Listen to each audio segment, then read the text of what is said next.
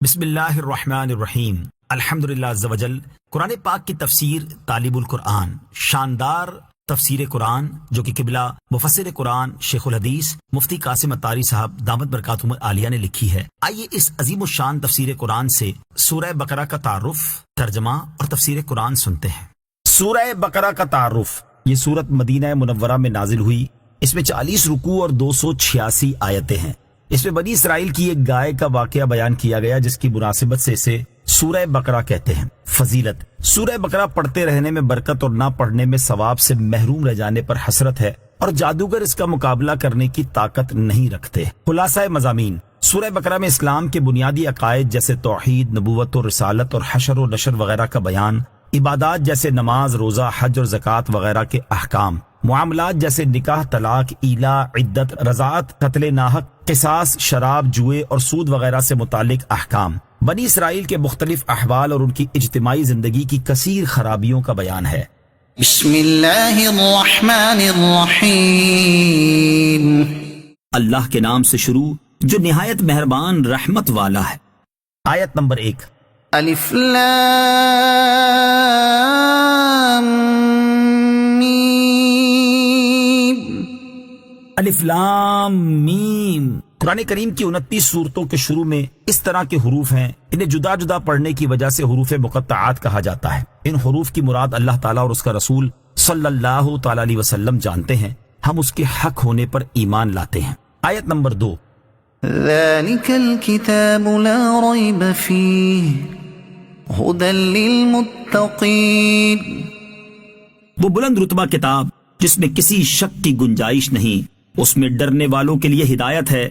فرمائے کہ قرآن ایسی بلند رتبہ اور عظیم الشان کتاب ہے جس کے اللہ تعالیٰ کی طرف سے ہونے میں کسی شک کی کوئی گنجائش نہیں۔ اس میں ان لوگوں کے لیے ہدایت ہے جو خدا سے ڈرنے کا راستہ اختیار کرتے ہیں۔ اہم باتیں: نمبر 1، قرآن مجید کی حقانیت میں شک کی گنجائش نہ ہونے کی وجہ یہ ہے کہ اس کے کتاب الہی ہونے کے انتہائی مضبوط اور واضح دلائل موجود ہیں جن پر غور کرنے کے بعد کوئی انصاف پسند اور عقل مند شخص قرآن کی حقانیت اور کتاب الہی ہونے میں شک کر ہی نہیں سکتا۔ ضدی اور مخالف لوگوں کا شک کرنا ایسے ہے جیسے کوئی اندھا سورج کے وجود کا انکار کر دے۔ نمبر 2، تقویٰ کا لغوی معنی ہے نفس کو خوف کی چیز سے بچانا، اور اصطلاح شرع میں تقویٰ نفس کو ہر اس کام سے بچانے کا نام ہے جس سے بندہ عذاب الہی کا مستحق ہو۔ کفر و شرک اور کبیرہ گناہوں سے بچنا اور فرائض و واجبات ادا کرنا تقویٰ کی معروف مثالیں ہیں۔ نمبر 3، قرآن پاک کی ہدایت اور رہنمائی اگرچہ مومن و کافر ہر شخص کے لیے ہے، لیکن قرآن سے حقیقی نفع چونکہ صرف متقی لوگ حاصل کرتے ہیں، اس لیے یہاں اسے بطور خاص متقین کے لیے ہدایت فرمایا گیا۔ آیت نمبر 3۔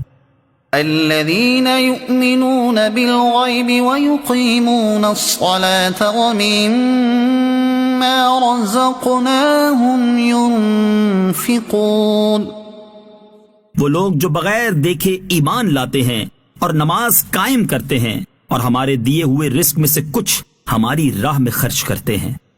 یہاں سے متقین کے اوصاف بیان کیے جا رہے ہیں کہ متقی وہ لوگ ہیں جو بغیر دیکھے ایمان لاتے ہیں اور تمام حقوق و آداب کے ساتھ نماز ادا کرتے ہیں اور ہمارے دیے ہوئے رزق میں سے کچھ ہماری راہ میں خرچ کرتے ہیں۔ اہم باتیں: نمبر 1، ایمان سچے دل سے ان سب باتوں کی تصدیق کرنے کا نام ہے جو ضروریات دین میں داخل ہیں، جبکہ کسی ایک ضرورت دینی کا انکار کفر کہلاتا ہے۔ نمبر 2، عمل اگرچہ ایمان کا حصہ نہیں لیکن فرائض و واجبات اور دیگر ضروری احکام پر عمل کرنا لازم ہے۔ نمبر 3، غیب وہ ہے جو ہم سے پوشیدہ ہو اور ہم اسے اپنے حواس جیسے دیکھنے، چھونے وغیرہ سے اور بدیہی طور پر عقل سے معلوم نہ کر سکیں، جیسے مرنے کے بعد دوبارہ زندہ کیا جانا، قیامت قائم ہونا، اعمال کا حساب ہونا اور جنت و جہنم وغیرہ۔ انبیاء علیہ الصلوۃ والسلام پر اعتماد کرتے ہوئے اسے مان لینا غیب پر ایمان لانا ہے۔ نمبر 4، نماز کے حقوق و آداب میں یہ چیزیں داخل ہیں: ہمیشہ ٹھیک وقت پر اور پابندی کے ساتھ نماز پڑھنا، نماز کے فرائض و واجبات، سنن و مستحبات کا خیال رکھنا، تمام مفسدات و مکروہات سے بچنا،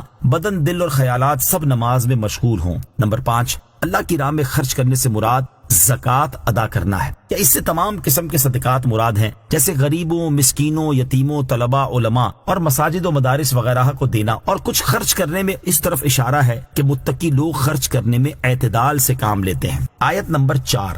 والذین یؤمنون بما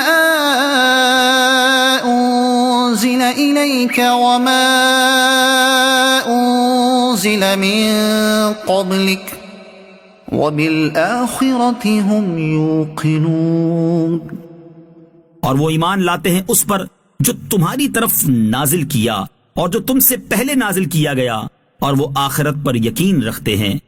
فرمائے کہ متقی لوگ اس قرآن اور شریعت پر ایمان لاتے ہیں جو اے حبیب علیہ الصلوۃ والسلام آپ کی طرف نازل کیا گیا، اور ان آسمانی کتابوں اور صحیفوں وغیرہ پر بھی ایمان لاتے ہیں جو آپ سے پہلے نازل کیے گئے، اور وہ قیامت پر اور جو کچھ اس میں جزا و حساب وغیرہ ہے سب پر ایسا یقین رکھتے ہیں کہ اس میں انہیں ذرا بھی شک و شبہ نہیں ہے۔ اہم بات، قرآن کریم پر یوں ایمان رکھنا فرض ہے کہ ہمارے پاس موجود قرآن کا ایک ایک لفظ اللہ تعالیٰ کی طرف سے ہے اور برحق ہے۔ بقیہ قرآن کی تفصیلات جاننا فرض کفایہ ہے۔ اگر ایسے علماء موجود ہوں جنہوں نے ان کا علم حاصل کر لیا ہو تو عوام پر ان کا علم حاصل کرنا فرض نہیں۔ سابقہ آسمانی کتابوں پر یوں ایمان رکھنا فرض ہے کہ اللہ تعالیٰ نے گزشتہ انبیاء و مرسلین علیہ السلام پر کتابیں اور صحیفے نازل فرمائے، اور ان میں جو کچھ اس نے بیان فرمایا سب حق ہے۔ گزشتہ آسمانی کتابوں پر ایمان ہے لیکن عمل صرف اپنے دین کے مطابق کریں گے۔ آیت نمبر 5، أولئك على هدى من ربهم وأولئك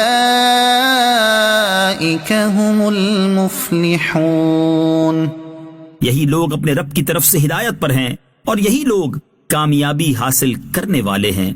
فرمائے کہ بیان کردہ صفات سے متصف لوگ ہی اللہ تعالیٰ کی طرف سے عطا کردہ ہدایت اور سیدھے راستے پر قائم ہیں، اور یہی لوگ عذاب کے بغیر جنت میں داخل ہو کر کامل کامیابی حاصل کرنے والے ہیں۔ اہم بات، آخرت میں کامل کامیابی متقی لوگوں ہی کو حاصل ہوگی، البتہ کسی نہ کسی درجے کی کامیابی ہر نیک و بد مسلمان کو حاصل ہوگی، کیونکہ ہر مسلمان کو ایمان کی دولت حاصل ہے جس کی برکت سے بہرحال جنت میں داخلہ ضرور ہوگا اگرچہ عذاب جہنم کے بعد ہو۔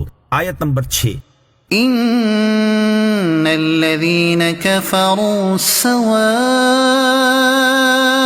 عليهم أأنذرتهم أم لم تنذرهم لا يؤمنون بے شک وہ لوگ جن کی قسمت میں کفر ہے ان کے لیے برابر ہے کہ آپ انہیں ڈرائیں یا نہ ڈرائیں، یہ ایمان نہیں لائیں گے۔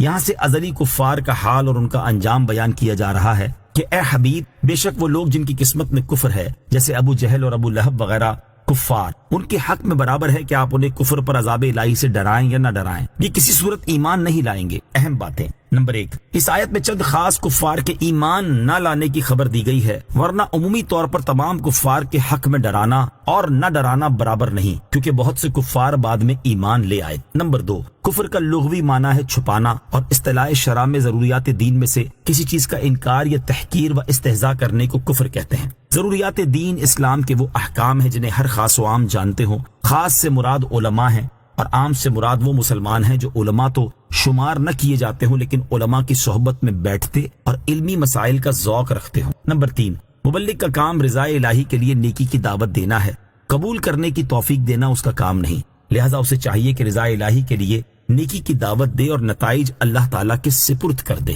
آیت نمبر 7، ختم اللہ علی قلوبہم وعلی سمعہم وعلى أبصارهم غشاوة ولهم عذاب عظيم اللہ نے ان کے دلوں پر اور ان کے کانوں پر مہر لگا دی ہے اور ان کی آنکھوں پر پردہ پڑا ہوا ہے اور ان کے لیے بہت بڑا عذاب ہے۔ یہاں ان کفار کے ایمان نہ لانے کا سبب بیان کیا گیا ہے کہ اللہ تعالیٰ نے ان کفار کے دلوں اور کانوں پر مہر لگا دی ہے، اب ان میں ایمان داخل ہونے اور ان سے کفر و گمراہی نکلنے کی کوئی گنجائش باقی نہیں رہی، اور قبول حق کی جو صلاحیت ہر شخص میں فطری طور پر رکھی گئی ہے وہ کفر پر اصرار کی وجہ سے ان سے چھن چکی ہے، اور اللہ تعالیٰ نے ان کی آنکھوں پر ایسا پردہ ڈال دیا ہے جس سے وہ حق و ہدایت کی راہ اور اللہ تعالیٰ کی وحدانیت پر دلالت کرنے والی نشانیاں دیکھ نہیں سکتے، اور ان کے لیے بہت بڑا عذاب ہے۔ آیت نمبر 8، وَمِنَ النَّاسِ مَن يَقُولُ آمَنَّا بِاللَّهِ وَبِالْيَوْمِ الْآخِرِ وَمَا هُمْ بِمُؤْمِنِينَ، اور کچھ لوگ کہتے ہیں کہ ہم اللہ پر اور آخرت کے دن پر ایمان لے آئے ہیں، حالانکہ وہ ایمان والے نہیں ہیں۔ کھلے کفار کا ذکر کرنے کے بعد یہاں سے چھپے کفار یعنی منافقوں کے احوال بیان کیے جا رہے ہیں۔ چنانچہ فرمایا کہ کچھ لوگ اپنی زبان سے کہتے ہیں کہ ہم اللہ تعالیٰ اور آخرت کے دن یعنی قیامت پر ایمان لے آئے، حالانکہ وہ ہرگز ایمان والے نہیں، کیونکہ ایمان کے لیے زبان سے اقرار کے ساتھ ساتھ دل سے تصدیق بھی ضروری ہے۔ آیت نمبر 9. يخادعون الله والذين آمنوا وما يخدعون إلا